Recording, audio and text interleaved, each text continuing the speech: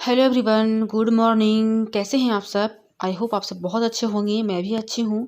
और आज मैं सुबह उठी हूँ पढ़ने के लिए। सुबह मैं 4:15 बजे उठ गई थी और थोड़ा सा अपना फ्रेश व्रेश होने के बाद मैं पढ़ने बैठ चुकी हूँ। आई थिंक अभी 4:45 या 5 बज रहा है। एग्जैक्ट मैं देख के नहीं बैठी हूँ, लेकिन वही टाइम हो रहा है और मैं पढ़ने बैठी हूँ अभी। मन तो नहीं था इतना सुबह उठने का, बट ऐसा हो जाता है कि मैं आपको हर ब्लॉग में बताती हूँ कि मुझे जब टाइम मिलता है तभी मैं पढ़ लेती हूँ। तो उसी तरह से आज हुआ कि बेबी अभी सोई हुई थी तो सोची कि अब मुझे मेरा नींद खुल गया था, तो मैं उठ गई पढ़ने के लिए कि इस टाइम को मैं यूज़ कर लेती हूँ, क्योंकि टाइम बहुत ज़्यादा प्रीसियस हो जाता है। रेयरली टाइम मिलता है पढ़ने को मॉर्निंग में। तो मैं इस टाइम को नहीं गंवाना चाहती थी, तो मैं जितने भी वोकैब्स को लर्न की हूँ मैं उसको नोट डाउन कर लूँगी, क्योंकि कॉपी में हो जाने से वो थोड़ा सा हैंडी हो जाता है। आप जहाँ भी टहलते हुए, खाना बनाते हुए पढ़ सकते हैं और आपके लिए वही एक स्पेशल हो जाता है। तो अभी मैं इस टाइम में मैं इंग्लिश पढ़ रही हूँ, क्योंकि बहुत इम्पोर्टेंट है इंग्लिश। भले ही आपका बैकग्राउंड इंग्लिश से रहा हो या किसी भी या आपका हिंदी से रहा हो, लेकिन अपने पेपर को अपने सब्जेक्ट में थोड़ा सा स्ट्रॉन्ग कीजिए, अच्छे से बनाइए, उसमें फोकस कीजिए। बहुत इम्पोर्टेंट है। और मेरा टारगेट है कि कम से कम मैं 2 आवर्स की स्टडी करूँगी। तो देखती हूँ कितने घंटे में पढ़ पाती हूँ। ब्लॉग में बने रहिएगा।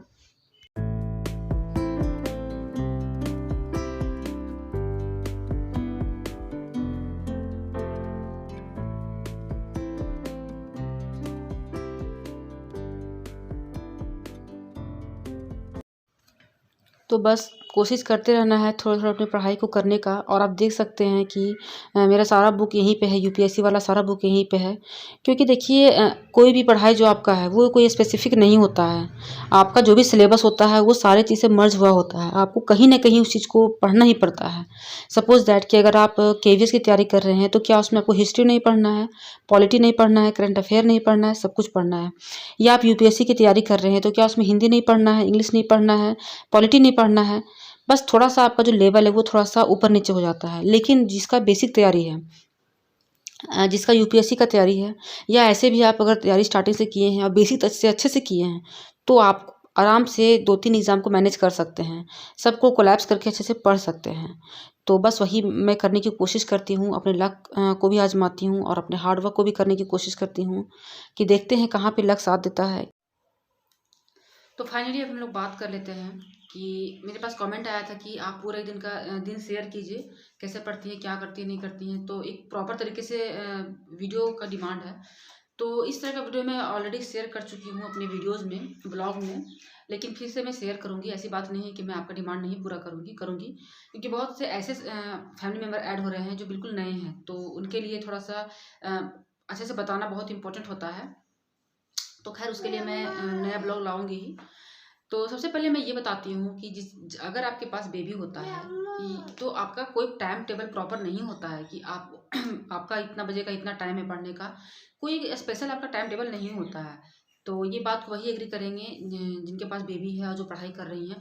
हो सकता है कि अगर आप आज मैं जैसे कि आज का आप ब्लॉग देख रहे हैं, तो आज मैं सुबह उठ के पढ़ी हूँ, तो गारंटी नहीं है कि मैं कल भी सुबह उठ के पढ़ पढ़ पाऊँगी। हो सकता है कि मैं उस फिर बाद में पढ़ूँगी।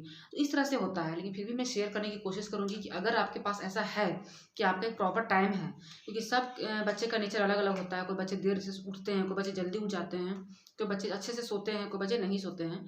तो मैं आपके लिए बता दो देती हूँ कि आपको जब भी टाइम मिलता है, जैसे कि मैं हर वीडियो में बोलती हूँ कि अगर अगर आपका बच्चा देर तक सोता है, आपको उसका टाइम पता है, एक बच्चा अपना रूटीन में आ जाता है।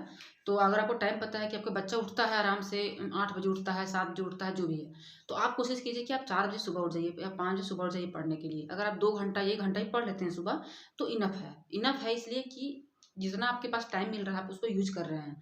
क्योंकि आपको पता है कि जो आपके पास 1 घंटा है, वो आपके लिए बहुत मूल्यवान हो सकता है। तो आप उसको 1 घंटे 8 घंटे की तरह पढ़ाई करेंगे। ये हो गया। और फिर जैसे कि बच्चा सोता है या बच्चे को खेल में एंगेज कीजिए। अगर आपका बच्चा स्कूल जाता है तो खैर आपके पास टाइम मिलता ही होगा, ऐसी बात नहीं है। आपको तभी तक दिक्कत है जब तक आपका बच्चा छोटा है और वो खुद से अपना काम नहीं कर सकता है, तब तक आपको बहुत दिक्कत हो सकती है। और आप मेरे ब्लॉग्स को देख के एक आइडिया लगा सकते हैं कि मैं कैसे पढ़ाई करती हूँ, कैसे क्या करती हूँ। तो ये हो गया। अब जैसे कि ये कमेंट था कि मैं कहाँ से क्या पढ़ रही हूँ, तो मैं अपने सारे ब्लॉग्स में, हर ब्लॉग्स में शेयर करती हूँ कि मैं यहाँ से ये पढ़ रही हूँ, ऐसे पढ़ रही हूँ। क्योंकि मुझे पता है कि सबको जानने की इच्छा होती है कि लोग कैसे तैयारी कर रहे हैं, कैसे पढ़ रहे हैं, है ना? क्योंकि लैक ऑफ गाइडेंस के कारण ये सब होता है। तो मैं आपको बस यही बोलूँगी कि खासकर जो पेडागोजी का सेक्शन है, उसके लिए बहुत ज़्यादा ये हो रही है कि कहाँ से पढ़ा जाए, नहीं पढ़ा जाए। तो आप किसी बुक के पीछे मत भागिएगा कि ये बुक पढ़ें, वो बुक पढ़ें। क्योंकि आप अपना सिलेबस निकालिए, पैडागोजी नहीं है, ठीक है? ये एजुकेशन है और लीडरशिप के बारे में पूछा जा रहा है, ठीक है? तो थोड़ा-सा यहाँ पे आपको माइंड यूज़ करना है कि आपको जो ओवरऑल एजुकेशन होता है, बच्चे का टीचर का क्या रोल है, बच्चे का क्या रोल है, मूल्यांकन कैसे होता है, ईच एंड एवरीथिंग आपको यहाँ पढ़ना है। यहाँ केवल आपको संज्ञानात्मक विकास तक ही नहीं पढ़ना है, तो थोड़ा सीटेट से आपको आगे जाना पड़ेगा, ठीक है? तो आप चाहें तो इग्नू का मटेरियल से पढ़ सकते हैं और 11-12 का जो आता है साइकोलॉजी का, एनसीईआरटी का, उसको पढ़िए। प्लस में आपके पास जैसे एनसीईआरटी 2005 है, फिर नेशनल एजुकेशन पॉलिसी है, ये सब को कंप्लीट कर लीजिए, ठीक है? क्योंकि ये सब बहुत ज़्यादा इंपॉर्टेंट है। उसके बाद आपका जो है इग्नू का नोट्स बताती हूँ मैं, फिर जो एनआईओएस का रिजल्ट नोट्स है, आप उसका पढ़ सकते हैं। तो ये सब करके थोड़ा-सा नोट्स निकालिए, पढ़िए, थोड़ा-सा मेहनत कीजिए, गूगल सर्च कीजिए, थोड़ा-सा हार्ड वर्क कीजिए और प्लस में जो यूट्यूब में लोग प्रैक्टिस करवाते हैं, ठीक है? जो चैनल में टीचर्स लोग करवा रहे हैं प्रैक्टिस, आप उनको फॉलो कीजिए। एटलीस्ट आप एक रूटीन बना लीजिए अपना कि सोने समय जब आप बच्चे को सुला रहे होते हैं, तो कोशिश कीजिए कि कम से कम हाफ एन आवर, आधा घंटा कम से कम मोबाइल में ही एक हेडफ़ोन रखिए अपने पास और प्रैक्टिस सेट को सुनिए, देखिए, तो एक माइंड में आपका सुनने से भी बहुत कुछ याद रहता है। तो उस तरह से भी करके आप कर सकते हैं। क्योंकि इसके लिए कोई आप अगर स्पेशल बुक खरीद लेते हैं तो और उस पे डिपेंड रहते हैं, तो ये एक सही डिसीज़न नहीं होगा, ठीक है? तो आपको 11-12 का एनसीईआरटी थोड़ा-सा पढ़ लीजिए आप दोनों को। प्लस मैं आपको जो बता रही हूँ नोट्स के बारे में, आप उसको जाके सर्च कीजिए। और हाँ, एक बात और, आप कभी भी किसी के बहकावे में मत चलिए कि एग्ज़ाम फ़ेब में होने वाला है, मार्च में होने वाला है, अप्रैल में होने वाला है, कुछ नहीं। आप अपना तैयारी में लगे रहिए और मैं एक यहाँ पे एक साइट मेंशन कर दूँगी, आप वहाँ से जाके आप जो भी केवीएस का अपडेट है, वहाँ से आप देख सकते हैं और वहीं से आपको इन्फॉर्मेशन पता चलेगा कि कब एग्ज़ाम होने वाला है, कब नहीं होने वाला है। ईच एंड एवरीथिंग आपको वहाँ पता चल जाएगा। तो आप किसी की वीडियो पे मत ये हो जाइएगा और उसी पे अपना टाइम वेस्ट मत कर दीजिएगा, ठीक है? तो ये हो गया। तो अब रहा कि मैं कैसे पढ़ रही हूँ, तो वो तो आप हर दिन देख ही रहे हैं कि मैं कैसे पढ़ रही हूँ।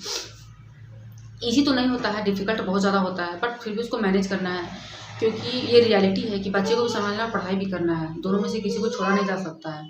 तो बस मैनेज करने की कोशिश करती हूँ, कभी-कभी नहीं भी कर पाती हूँ अपने टारगेट को पूरा, कभी-कभी कर भी लेती हूँ। सबसे पहले इम्पोर्टेंट बात ये है कि अपने टारगेट को आप छोटा बनाइए। अगर आप टारगेट छोटा बनाइएगा तो वो अचीव हो जाता है और उससे ही आपको कॉन्फिडेंस मिलता है, ठीक है? कि आप बड़ा टारगेट को पूरा कर सकते हैं। जैसे कि हाँ, उसी में एक कमेंट ये भी था कि कितने सब्जेक्ट को लेकर पढ़ती हैं, क्या कर ठीक है? तो मैं आपको यही बोलूँगी, चाहे तो आप सेक्शन डिवाइड कर लीजिए कि आप 1 मंथ में या 15 डेज़ में हिंदी और इंग्लिश कंप्लीट करेंगे, फिर ऐसे करेंगे, या तो आप हर दिन सारे पेपर्स को लेकर चल सकते हैं। तो जैसे मैं करती हूँ, मैं हर दिन कोशिश करती हूँ सारे पेपर्स को पढ़ने की, जैसे कि Hindi, English, GK, computer, current affair, ठीक है? करंट अफेयर अभी मैं नहीं स्टार्ट की हूँ, मैं मैगज़ीन से करूँगी, ठीक है? मैं उसको बुक खरीदूँगी शॉप में जाके, तो मैं उसी से करूँगी। मैं यूट्यूब से नहीं फॉलो कर सकती हूँ क्योंकि इतना टाइम मेरे पास नहीं है नोट्स करने का। ये हो गया।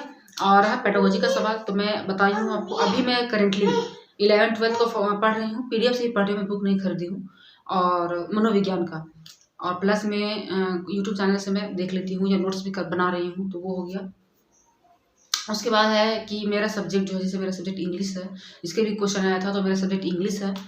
तो इंग्लिश को भी मैं जैसे 11-12 ही पढ़ना है एज ए पीजीटी, से मेरा पीजीटी है, तो मैं पीजीटी की कर रही हूँ, तो मेरे पास 11-12 पढ़ना है और प्लस में जो बहुत ज़्यादा पोर्शन है उसी में थोड़ा सा हार्ड वर्क लगता है, तो उसको मैं करने की कोशिश करती हूँ, हर दिन एक टॉपिक।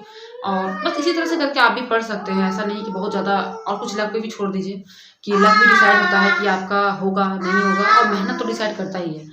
तो जितना आप टाइम वेस्ट करते हैं ये सोचने में कि अरे एग्ज़ाम फरवरी में हो जाएगा, चलो इस वीडियो को देख लेते हैं, चलो इस वीडियो को देख लेते हैं, तो इससे अपना टाइम वेस्ट कर रहे हैं और कुछ भी नहीं कर रहे हैं। और मैं एक चीज़ और कर रही हूँ कि मैं पहले सोची थी कि मैं नोट्स बनाऊँगी हिंदी की, इंग्लिश की, बट अभी मुझे ऐसा नहीं, तो पॉसिबल नहीं है। तो मैं क्या कर रही हूँ, जैसे संज्ञा है, उसका मैं जितना भी ऑब्जेक्टिव आता है, अगर उसमें सेलेक्ट की हूँ मैं 2 यूट्यूब चैनल को, किसी भी को भी जिसमें लगता है कि हाँ सही है, उसको मैं सुनती हूँ ऑब्जेक्टिव कि संज्ञा से कितने सारे क्वेश्चन बन सकते हैं। उसको सुन लेने के बाद एक आइडिया हो जाता है कि हाँ, ये पूछा जा सकता है। तो सुनती रहती हूँ, जब भी टाइम मिलता है काम करती रहती हूँ या बेबी के साथ रहती हूँ तो सुनती रहती हूँ थोड़ा। तो इस तरह से करके भी मैं कंप्लीट करने की कोशिश करती हूँ। तो यही सब तरीका है पढ़ने का, कुछ अलग से नहीं है कि मैं अलग से पढ़ रही हूँ। तो आई होप आपको इस वीडियो में, इस ब्लॉग में आपको आंसर मिल गया कि मेरा डे रूटीन क्या है। तो इस पे तो एक ब्लॉग आएगा ही, और कोशिश करूँगी मैं कि उठने के साथ-साथ पूरा शाम तक का मैं कैसे मैनेज करती हूँ उसको मैं कोशिश करूँगी। जहाँ तक हो पाएगा मैं कोशिश करूँगी। और सेकंड से आपको आंसर मिल गया कि मैं कैसे-कैसे करके पढ़ाई करती हूँ, कहाँ से पढ़ती हूँ, कहाँ से मटेरियल लेती हूँ। ओके? तो इस ब्लॉग में मैं यही एंड करती हूँ। मिलूँगी नए ब्लॉग के साथ। अगर ब्लॉग पसंद आया तो वीडियो को लाइक, चैनल को सब्सक्राइब करना मत भूलिएगा।